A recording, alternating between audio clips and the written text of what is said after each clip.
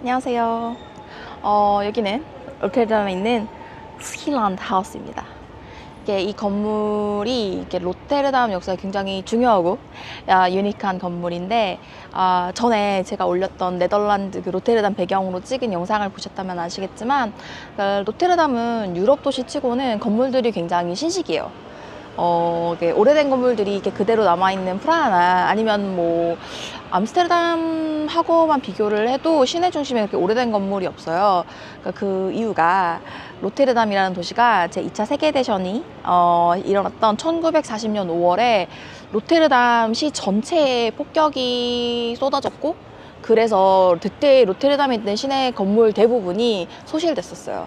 그래서 지금 이 건물이 로테르담 시내 중심가에 남은 몇 안 되는 2차 세계대전 이전에 지어진 건물입니다.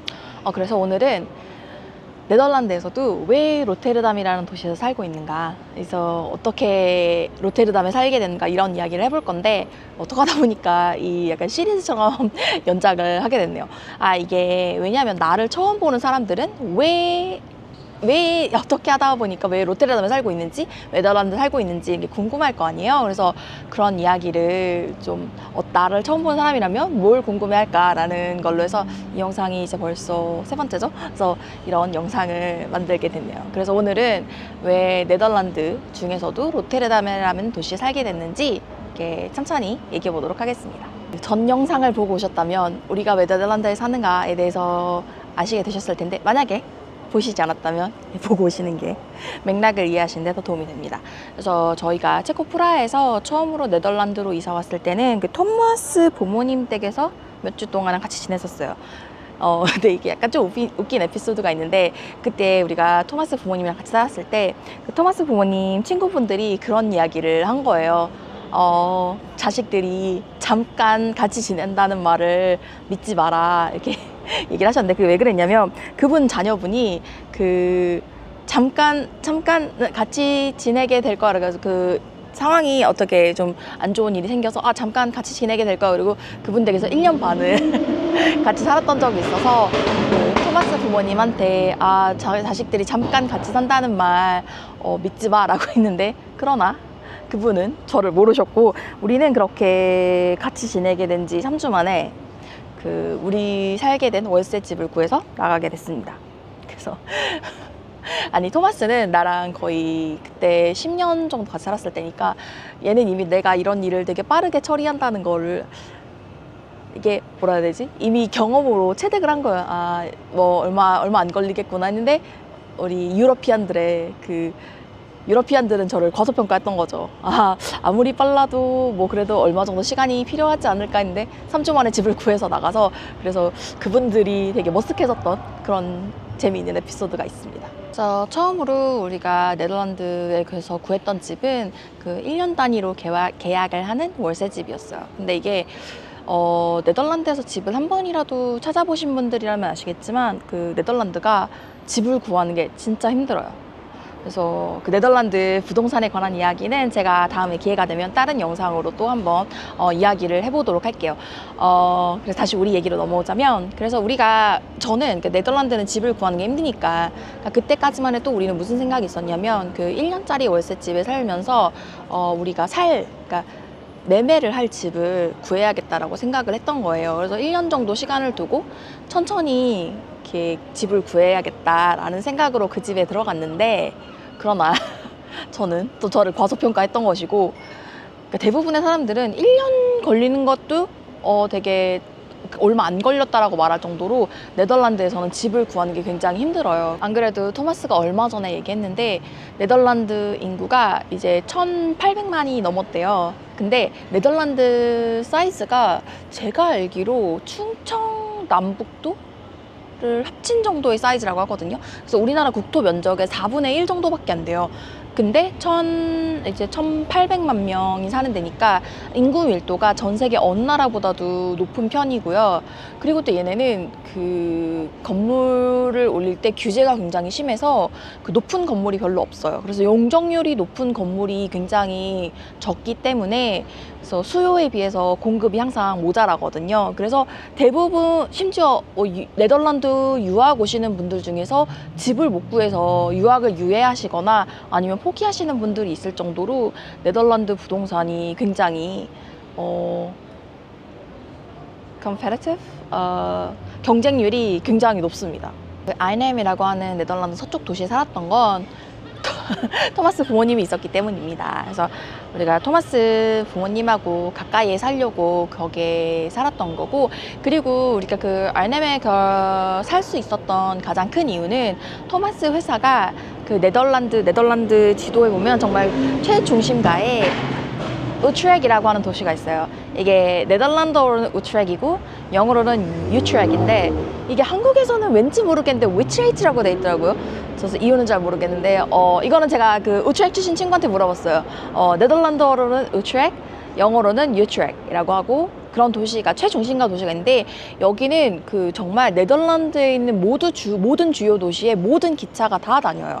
그래서 토마스는 그 아르넴에서 일하면서 회사를 별로 문제 없이 다닐 수 있었어요. 그리고 토마스 같은 경우는 재택근무를 많이 하거든요. 그래서 뭐 정말 뭐 무슨 일이 있거나 뭐 개인적인 사정이 있으면 사무실을 딱히 안 가도 돼요. 그래서 일주일에 한 번 정도는 회사에 출근했으면 좋겠다라는 권고사항 정도지 이게 꼭 필수는 아니거든요. 그래서 토마스는 솔직히 네덜란드 어느 도시에 가도, 어느 도시에 살아도 별 어떤 그런 제약이 없었던 거죠. 그래서 진짜 운이 좋게도 그때 우리가 아르넴에서 살았던 그 첫 번째 해에 제가 또 일을 구했어요. 근데 이 일이 진짜 좀 정말 운이 좋게도 풀 재택근무였던 거예요. 그래서 이게 약간 신기한 게 회사는 그 회사가 여러 지부가 있었는데, 그 지부 중에 하나가 그 네덜란드 암스테르담 근처에 스키폴 근처에 거기에 있는 도시가 호프돌프거든요. 거기에 있었는데 저는 심지어 그 사무실을 한 번도 가본 적이 없어요. 풀 재택근무라서.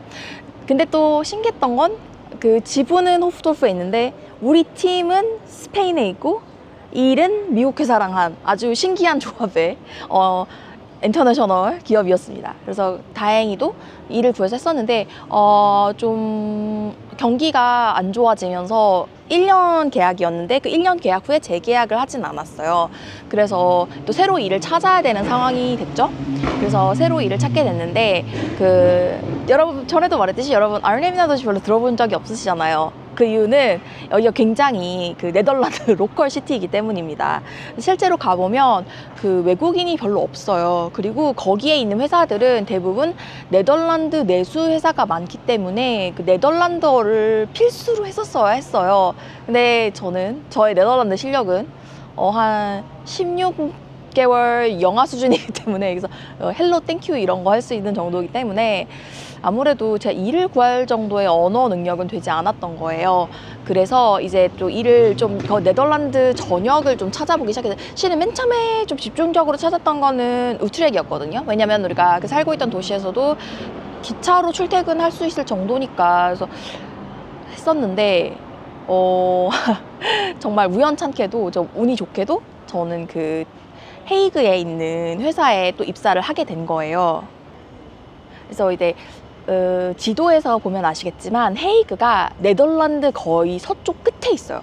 심지어 헤이그는 그 근처에 스헤이브닝엔이라고 하는 그 바다랑 인접한 곳이거든요. 그래서 아르넴이랑 헤이그 때 제가 살았던 데랑 그 회사랑 정확하게 도어 투 도어로 한 2시간 반 정도가 걸렸어요. 근데 생각을 해보면 어차피 우리가 그쪽에 직장을 구했고, 토마스 같은 경우는 아까도 말했지만 우트렉에 살고 있기 때문에 어느 도시여도 상관이 없었어요. 그러면 그때 생각을 했죠. 그러면 우리는 그 네덜란드 서쪽으로 넘어가야 되겠다. 그래서 네덜란드 서쪽으로 넘어가야 되겠다는 생각에 그때부터 또 집을 찾기 시작했어요.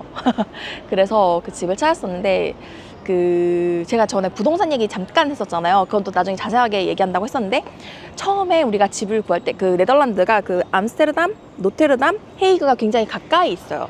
그래서 우리는 처음에 암스테르담은 아예 옵션에도 없었어요. 암스테르담은 아예 처음부터 우리의 고려사항에 있지도 않았어. 왜냐? 집값이 너무 비싸요. 진짜 너무 비싸고, 물론 서울과 다른 지방 도시 정도의 차이까지는 아닌데 그래도 아마 네덜란드 내에서는 암스테르담에 집을 산다는 거는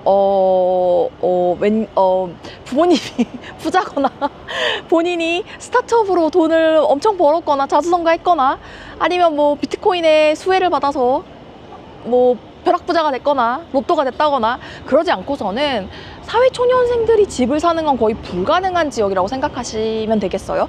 서울도 마찬가지겠지만, 근데 저는 한국에서 집을 사본 적이 없어서 그건 잘 모르고, 어쨌든 그렇게 돼서, 그래서 처음에 우리가 생각했던 건 그 우트렉, 로터담, 헤이그.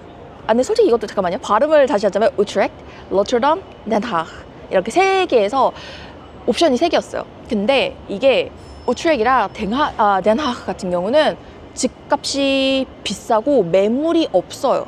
왜냐면 거기는 수요가 많은 거에 비해서 말씀드렸지만 제가 네덜란드 건물은 용적률이 높지 않다고 했잖아요. 그래서 건물들이 되게 낮아요. 뭐 높이 지어봤자 높게 새로 높게 짓는 건물들은 몇십 층까지 짓는 경우도 있는데 옛날에 지어진 건물들은 뭐 4층, 5층 심지어 엘리베이터도 없는 막 그런 집들인데 이런 집들을 그 규제가 굉장히 심하기 때문에 함부로 이렇게 재건축을 한다거나 할 수가 없어요. 그래서 그 수요에 비해서 건물이 굉장히 적거든요. 그래서 우트렉이나 덴하흐 같은 경우는 매물이 있어도 굉장히 빨리 나가고 그것보다도 괜찮은 매물이 별로 없어요. 근데 정말 신기하게도 여러분이 생각할 때 로테르담이 그 암스테르담에 이은 네덜란드의 제2도시라고 하니까 집값이 좀 더 비싸지 않을까라고 생각을 하는데 제가 처음에 이 건물의 원리가 있죠? 말씀드렸듯이 여기는 그 2차 세계대전 때 그 폭격으로 오래된 건물이 없잖아요. 그래서 여기는 건물 용적률이 다른 도시보다 높아요.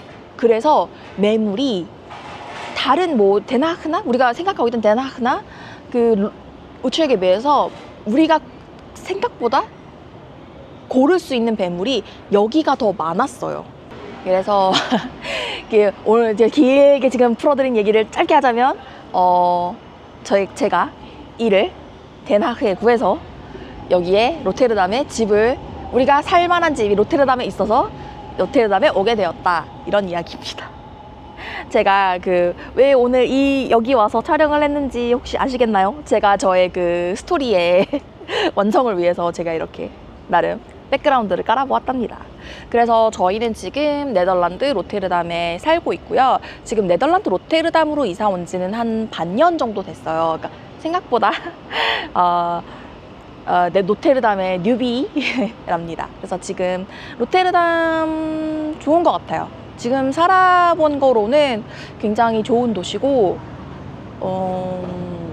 일단 생각해보면 편의성으로 생각하면 여기가 정말 좋고 왜냐면 암스테르담 말씀드렸지만 암스테르담은 우리가 감당할 수 없거든요. 암스테르담도 되게 좋은 곳일 거예요. 제가 살아본 적은 없고 놀러만 가봤지만 굉장히 좋은 도시인데 어쨌든 우리가 감당할 수 있을 정도의 수준은 로테르담이었다. 그래서 지금 우리 커플은 로테르담에 살고 있다. 그런 이야기였습니다. 아마 로테르담에 사시는 한국 분들도 굉장히 많으실 거예요. 근데 저는 별로 못 만나봤다. 아마 다들 자신의 그런 현생에 바쁘시기 때문에 저랑은 이게 별로 겹칠 일이 없지만 어쨌든 저는 지금 그래서 새롭게 로테르담에 이사 온 뉴비입니다. 그래서 지금까지는 로테르담 사는 거 너무 재밌고 로테르담이라는 도시에 대해서 좀 더 많이 알아가고 있다고 해야 될까요? 아직 네덜란드 이제 온 지 3년 차가 되고 있는데 생각보다 근데 되게 좋은 곳 같아요. 이것도 나중에 또 기회가 되면 또 네덜란드에 사는 장점이나 단점 같은 거 또 얘기해 볼 기회가 있었으면 좋겠네요. 그래서 오늘 이야기는 이 정도로 마무리할 수 있겠고요. 그래서 재미있게 봐주셨다면 좋아요, 댓글, 구독 해주시면 감사하겠습니다. 말씀드렸지만 여러분의 그런 관심이 제가 영상을 만드는데 큰 힘이 됩니다. 나름 열심히 하고 있는데 어떻게 관심 좀 주셨으면 좋겠습니다. 그럼 오늘의 영상은 여기까지. 다음 영상에서 만나요. 안녕. 우리가 배경으로 찍고 있는 건물이 뭐라고? Schielandshuis. 우트렉? Utrecht. 영어로는 Utrecht. 헤이그의 원래 이름은? Schravenhagen. 줄여서 Den Haag. 헤이그에 있는 해변 이름이 뭐라고? Scheveningen.